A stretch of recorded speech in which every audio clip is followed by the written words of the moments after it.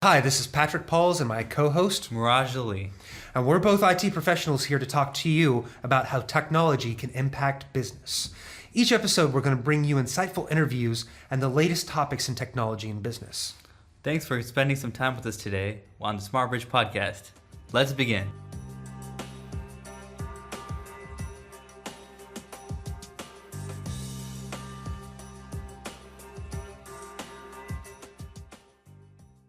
So, one of the things that we want to talk about today is what is the cloud? Why the cloud? And give you a kind of high-level overview. So, everyone talks about the cloud, but a lot of people don't really know what it is. They just know it's this thing, this black box that you can go into. I think it's pretty great. I just sign on and I get to do what I want to do. Why do I care about anything, Exactly. But do you really want to know how it works, a little bit more about it, and why the cloud is actually so beneficial and so revolutionary?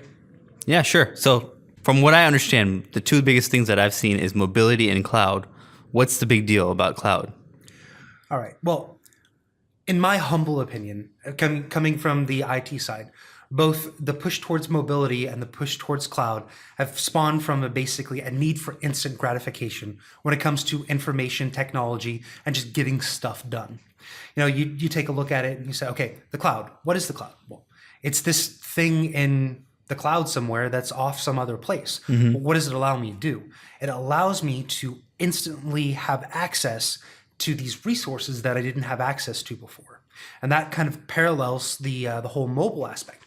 Well, okay, now I have all of these resources somewhere. How do I access the information and do meaningful work from it?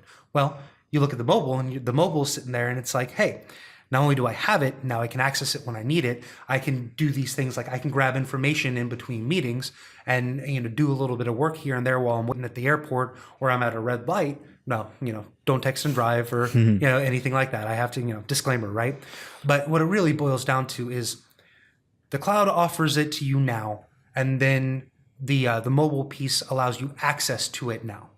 Okay, and yeah. Both of those going back to it come from, well, a need for instant gratification. I want it now, I want to do it now, and I don't want to have to wait months or years for it to happen. So would you say that that's one of the benefits for having cloud if I'm an organization or if I'm just a user? Basically what you're saying is the biggest need is for me to fulfill my need to do stuff right now. Well, yeah, and before we really get into the pros and cons of cloud, what it offers and some of the drawbacks of it, I really want to talk about what the cloud really is. Yeah, go ahead. All right. So you take a look at the cloud, and besides this black box that just does stuff, you really have it, you can break it down into three different key components or services that the cloud offers. Okay. The first one would be infrastructure as a service. What I'm talking about servers and switches and all the hardware and all the wiring and all that stuff that you see in IT closets that you don't ever want to touch. Yeah, I know. Well, someone will offer that to you. They'll host it themselves and allow you access or use of that equipment. Then you have your platforms as a service. And these are basically a software and a hardware piece put together to provide a service. Like, for example, a database, right? You can do your standard I install database on my servers and run it and blah, blah, blah, whatever.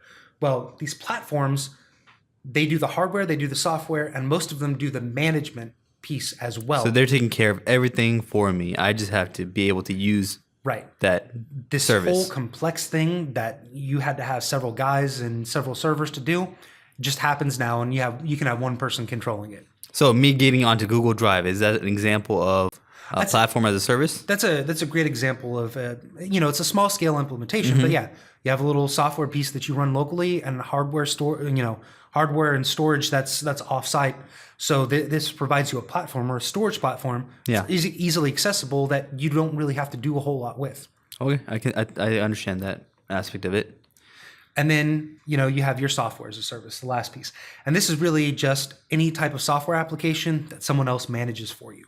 So you take a look at something like, using Google, Gmail, right? Mm-hmm. That is a software as a service.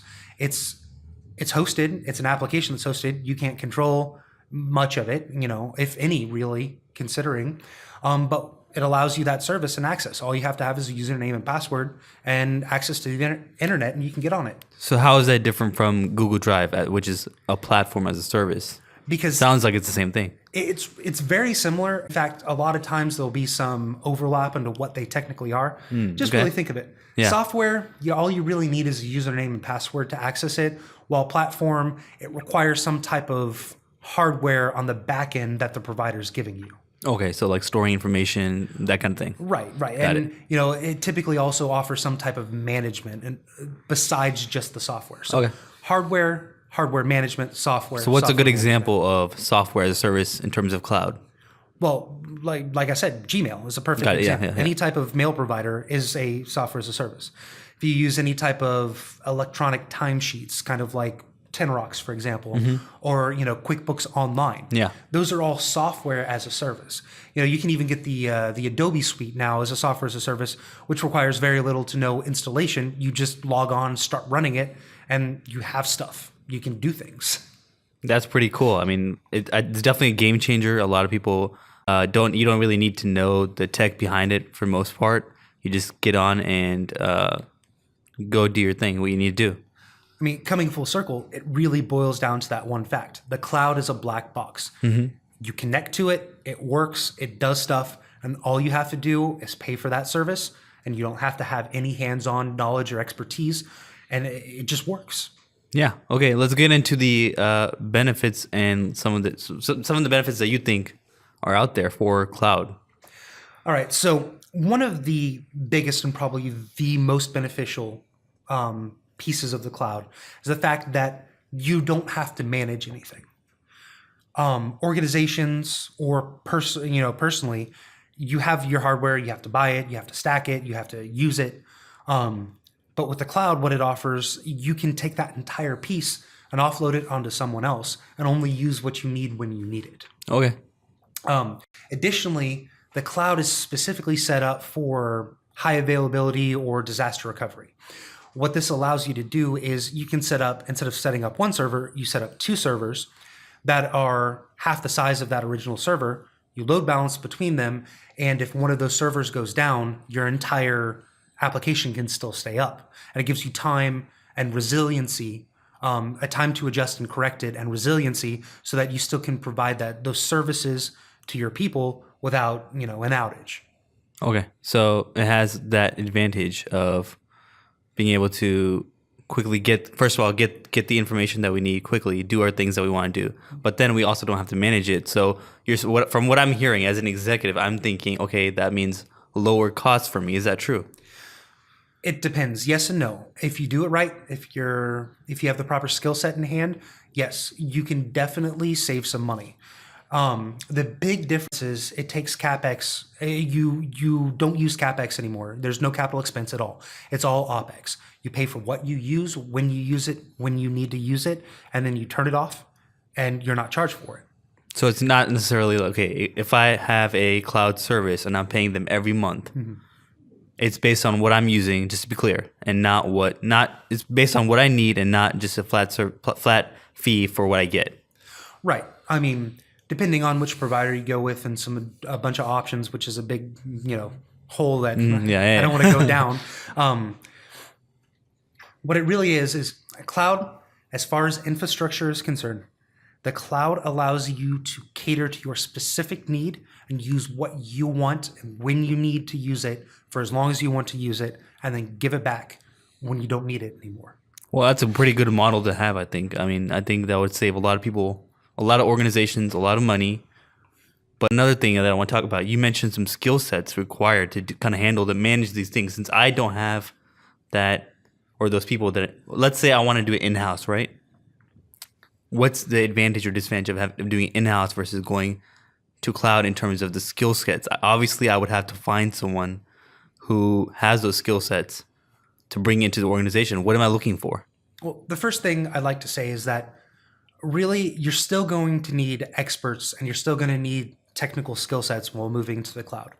But it kind of shifts from your standard silo type of, I'm an expert in this one tool, one technology, and I know everything about it, to I'm required to have a breadth of knowledge instead of that depth of knowledge. Meaning I need to know a little bit about, hardware. I need to know a little bit about storage. I need to know a little bit about networking. I need to know some about security. And I need to have some big picture capability of seeing everything put together as a whole. Versus you have your standard DBA or database administrator, or your standard, infrastructure guy, or your standard hardware guy, or your standard security guy. Like I said, everyone has to have a little bit of everything so they can make the right decisions, versus having individual people that have very, very deep skill sets. So it's not an outright clear-cut difference in that, okay, I don't since I've moved everything to the cloud, it's going to be much cheaper. That's just moving the infrastructure, the hardware, stuff like that. But I would still need resources to kind of manage it and stay on top of that if I'm an executive of my organization, correct? That's correct. I mean, you still need people to design and implement and maintain. It's just the way it's done is much more efficient. And the skill sets that are required to do that, again, it's about a breadth of knowledge, not necessarily a depth of knowledge. Now, one of the things that, we talked about a little bit more is, your CapEx versus OpEx.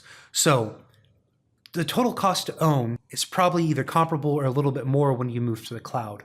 But like I said, it allows you to cater to your specific need.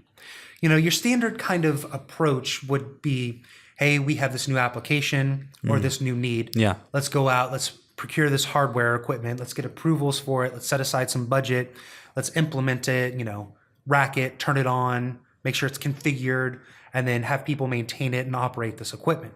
And, for some organizations, that can happen in, a couple weeks or months. A lot of organizations, you're talking about new hardware, 6 months, easy, if not a year. Really? Well, with the cloud, you can do that in a matter of minutes. Hey, you need 3 racks worth of servers set up and configured and running. Well, I can get that done for you in a day. So what is that, the setup required? You just go online and say, I want these servers, and I just start them up through a different service? Pretty much. I mean, everyone's a little bit different, and it takes a little bit, different amounts of time and configuration, but ultimately a couple dozen clicks and you're up and running, and you have CPU or compute and memory ready to go to use for whatever you need to. You add some storage on there and boom, you're operational. Now, to what extent and, how much you need and how you want it configured, it might take a little more time, but ultimately you're talking about days or weeks versus months or years. I mean, you're talking about a massive amount of time difference. So definitely time difference, energy difference, efforts, cost, definitely. Right. So that's where the difference can show up as well. That's definitely where the difference is going to show up. Okay, so if I'm an executive and I've decided, hey, I want to go to the cloud, what are some implementation challenges? Does that depend on the size of my organization? What are the things that I have to look at to kind of make my decision going forward? The biggest flaw I see with organizations moving to the cloud is that they don't really want to move to the cloud. They're just kind of touching their toes in there, and they want to kind of see what happens when they move there. Yeah. My suggestion to most people that would, most decision makers are, if you're going to commit to something, commit to it. Now, it doesn't mean you have to move all of your data centers into the cloud immediately, but give it a fair shot. Test it out. So Actually do something and get behind it and say, I want to move into this hybrid environment where we're moving some piece up there into the cloud and we're going to test it out and see, versus let's just kind of beat around the bush and see what happens. Just to be clear, there has to be a plan of action, a chain of events that need to happen in order to do it correctly, because it can go really wrong, correct?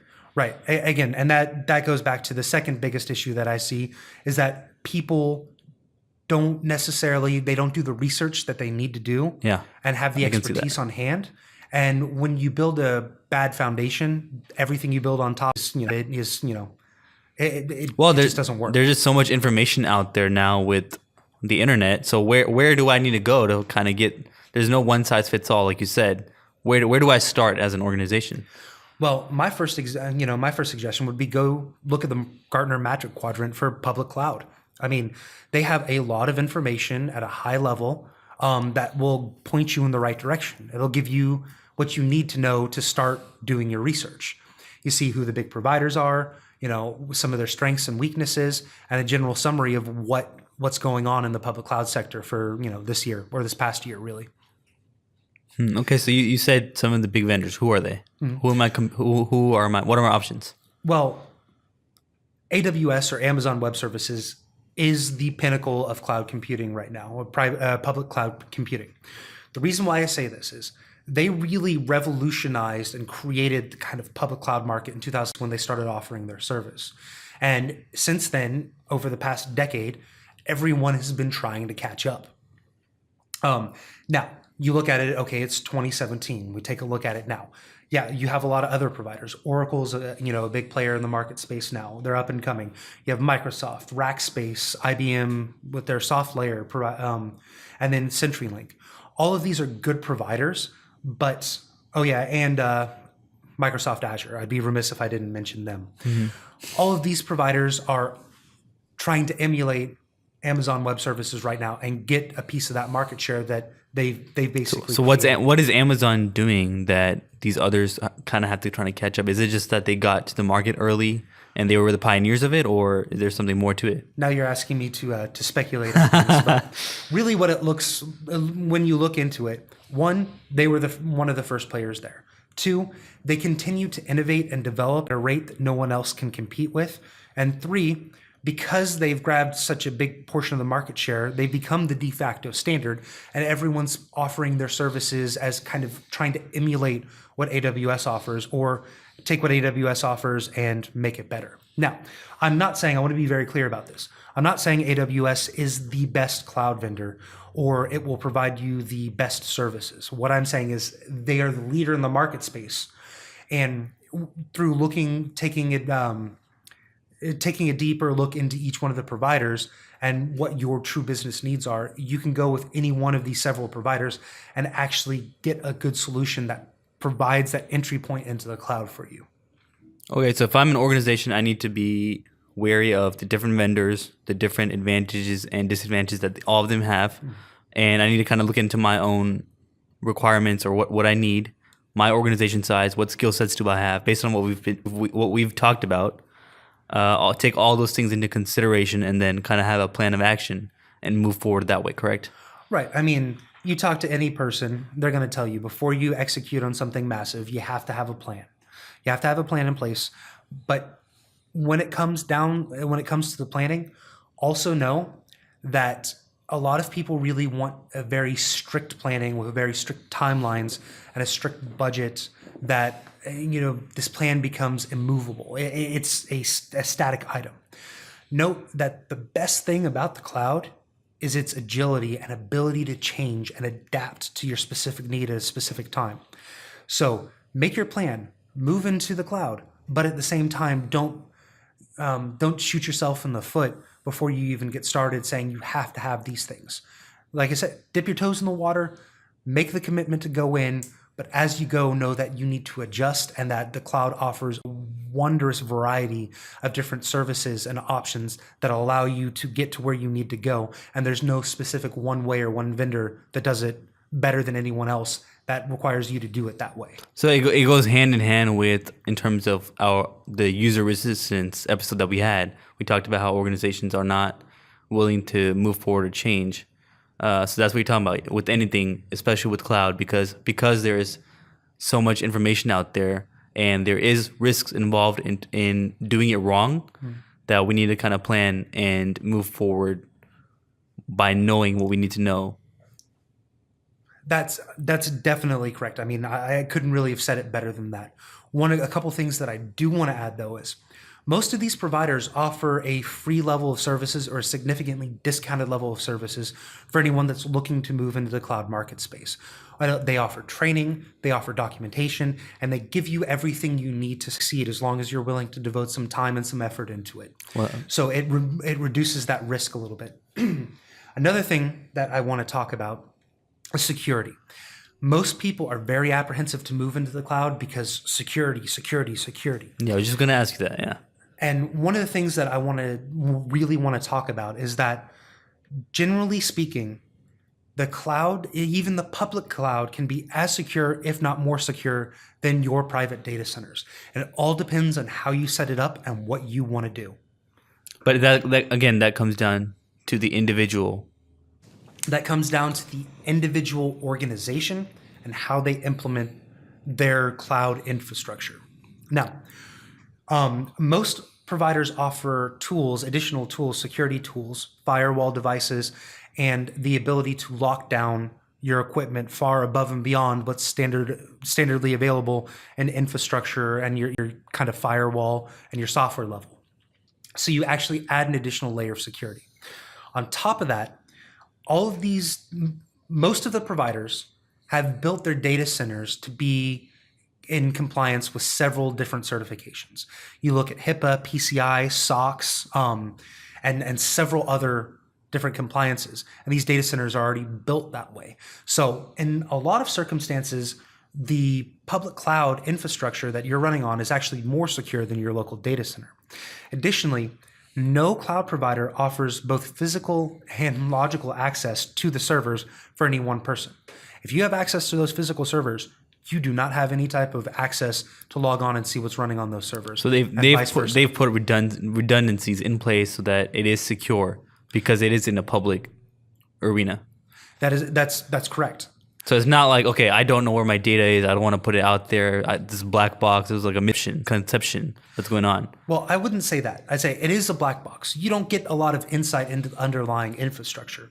But what you do get is an understanding that you can make your environments as secure, if not more secure, than the current environments and data centers that you're running right now. So it could be absolutely no security versus completely secure based on what I do to it, how I want to configure it. Again, that's going down a deep, dark rabbit hole that I want to get into, but the potential is there, yes. You can make it as secure, if not more secure, than your current data centers. And it all depends on how you set it up and what you do. Okay, that makes sense, yeah. And I mean, I think that pretty much we should definitely end this podcast today. You know, one of the reasons why I want to do that is the cloud is something that I find incredibly fun and entertaining, and it's something that I enjoy doing. You know, looking into all the different providers, how they have it set, pairing them. But you know, I come from the technical side, and I'm a nerd. Let's break it down. There's no doubt there. But there's so much information out there. There's so much available there, and the level and the rate of innovation and the services that are providing are changing almost on a daily basis with these providers. So one of the things that a challenge I have for our listeners is go out there, take a look at it, take a step in there, take the plunge, go into the cloud, test it out, and see the amazing benefits that it can offer you. Because it is a paradigm shift like nothing we've ever seen, at least not in my lifetime, that's going to change the face of computing and the way these services are offered. You can do it on mobile. You can have it on hardware that you don't even need. And based on the stuff that we've talked about, I mean, there's a lot of misconception about security, about where it is in terms of costs, lowering costs, some of the disadvantages. Like normally I would think security would be a disadvantage, but based on what we've talked about, it's not the case. So definitely, I think the cloud is definitely something that's going to keep going and get bigger and bigger. And we see a lot more people, a lot more organizations kind of adapting to it. Hopefully we see better implementations of it going forward and organizations kind of understand how to do it better. Well, now that it's one of those big motivating factors, everyone's talking about the cloud. How do I get in? Where do I do it? What do I do?